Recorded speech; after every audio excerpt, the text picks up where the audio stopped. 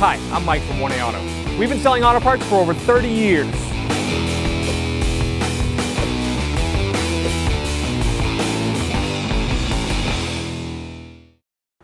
Okay, so we noticed grease on the ground when we were checking our parking spot.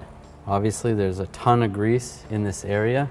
The grease is coming from this CV boot, which has ripped open.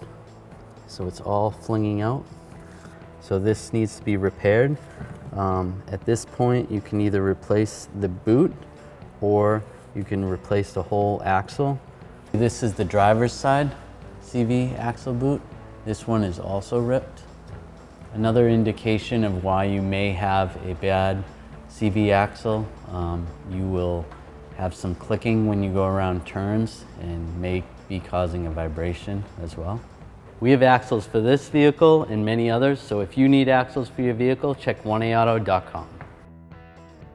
Thanks for watching. Visit us at 1aauto.com for quality auto parts, fast and free shipping, and the best customer service in the industry.